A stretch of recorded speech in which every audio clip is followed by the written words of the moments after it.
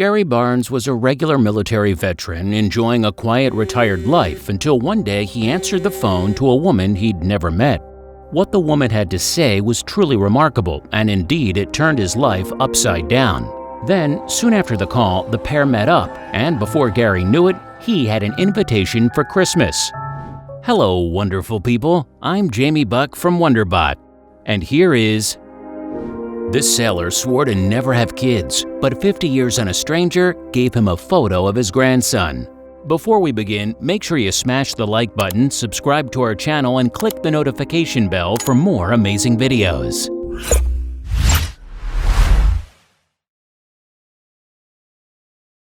Until very recently, Gary was just a normal retired serviceman living in Grass Valley, California.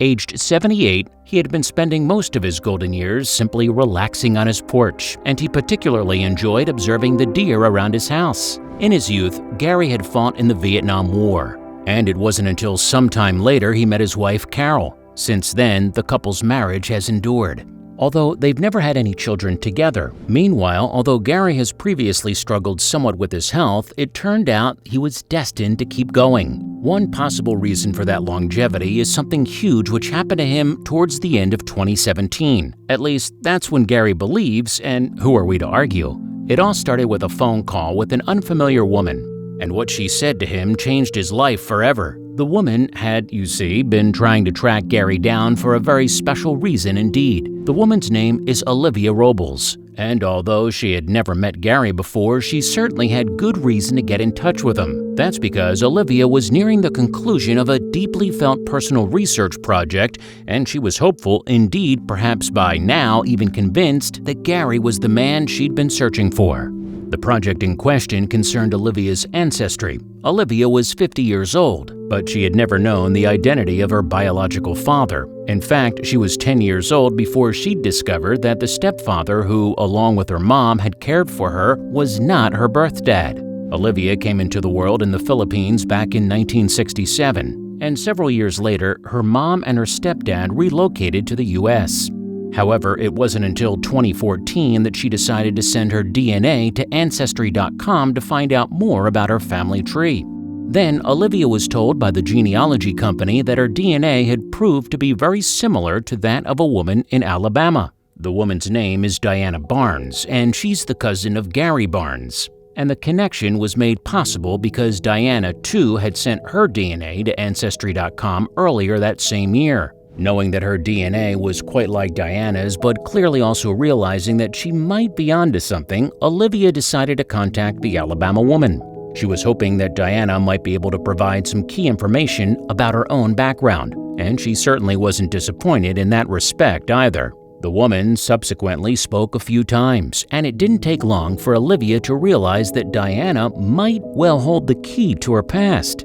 Olivia mentioned that she had been born in the Philippines, and the two women were soon able to join the dots. In particular, they were able to check out the dates, and sure enough, it seemed that Gary had been in the Philippines at around the same time as Olivia was conceived. What's more, Diana sent Olivia some photographs of her cousin, and they made perfect sense. Looking at the photographs of Gary, Olivia could see an immediate similarity indeed. Olivia's youngest son was the spitting image of him. So with that, Olivia decided that it was time to reach out. It was a brave decision, mind you, particularly as she was not sure whether or not he would be pleased to hear from her.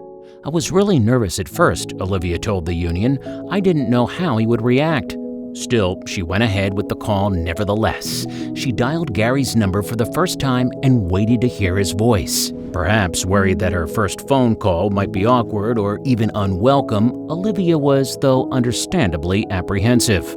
Yet it turned out that she had no need to be. When Gary answered the phone, Olivia felt as though she'd known him for years. Of course, nothing official was confirmed until Gary had sent off his own DNA to be tested. The results, though, were as expected. Olivia was indeed Gary's daughter. She had been conceived at some point during his rest days in the Vietnam War. Naturally, it was an emotional time, but nothing was more poignant than the moment when father and daughter met for the first time. Olivia had boarded a plane from Florida to go to meet her biological dad. The two of them met in the arrivals hall of the Reno Tahoe International Airport. "It is so hard to describe the feeling," revealed Olivia. Yet when she thinks back to the day she first met her father, she remembers feeling as though everything fell together in that very instant. And it was a happy moment for Gary, too. Although he recalls being a nervous twit as he waited to meet his daughter, he was delighted to welcome her into his life after all those years apart. Then when he learned that Olivia has children and that one of them has a child too,